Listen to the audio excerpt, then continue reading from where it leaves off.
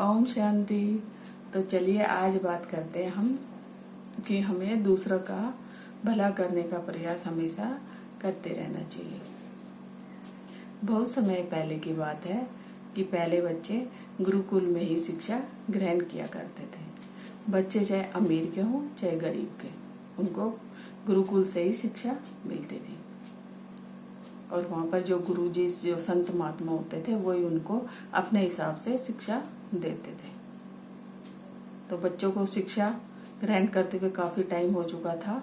तो गुरुजी ने एक दिन उनको बोला कि बच्चों, अब आपकी शिक्षा का टाइम पूरा हो चुका है, मैं आपको पूरी शिक्षा दे चुका हूँ, अब आपकी परीक्षा का टाइम है।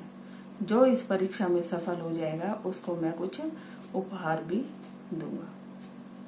तो बच्चे सुनकर बहुत खुश हो जाते हैं और बोलते हैं, बताइए गुरुजी हमें क्या करना होगा। तो गुरुजी बोलते हैं कि मैं आज आपसे एक बाधा दौड़ कराऊंगा और उसमें जो जीत जाएगा उसको मैं उपहार भी दूंगा। और जिस रास्ते पे आपको दौड़ करनी है उस रास्ते पे रास्ता पथरीला भी होगा, कीचड़ भरा भी होगा और कांटों भरा भी होगा, और उसके बाद एक गुफा भी आएगी, उसको भी आपको पार करना होगा। यह सुनकर बच्चे दौड़ लगाना शुरू कर देते हैं। तो बच्चे ही होते हैं, वो एक दूसरे को धक्का मुक्की करते हुए दौड़ लगाने में लग जाते हैं। और कुछ दूर दौड़ लगाने के बाद वो गुफा भी आ जाती है। गुफा को देखकर बच्चे खड़े हो जाते हैं, देखते हैं गुफा के अंदर तो पानी है और पत्थर भी है। तो कुछ बच्चों के दिल में होता है ना कि हमें जीतना है, हमें पहले गुफा को पार करना। तो बच्चे एक दूसरे को धक्का मुक्की करते हुए उस गुफा के अंदर प्रवेश कर गए और दौड़ने लगे। लेकिन कुछ बच्चे ऐसे भी थे जिन्होंने देखा कि रास्ते में कुछ पत्थर पड़े हुए हैं, ये तो किसी को चोट भी लग सकती है। तो वो उन पत्थरों को उठा रहे थे और अपने साथ इकट्ठा भी कर रहे थे। तो बच्चे एक दूसरे को धक्का देते हुए आगे निकलने लगे और कुछ उनको उठाते उठाते रास्ते भी पार कर रहे थे। तो जो जल्दी उसमें से दौड़ के निकला वो गुरुजी के पास जल्दी पहुंच भी गया। और गुरुजी ने उनको देखा और बोला कि आप तो बहुत जल्दी आ गए, लेकिन आप सब तो नहीं आए, कुछ बच्चे तो रह गए। तो बच्चों ने बताया कि कुछ बच्चे अभी गुफा में ही है, वो रास्ते में से कुछ पत्थर उठा उठा के इकट्ठा कर रहे थे कि हमें चोट ना लग जाए।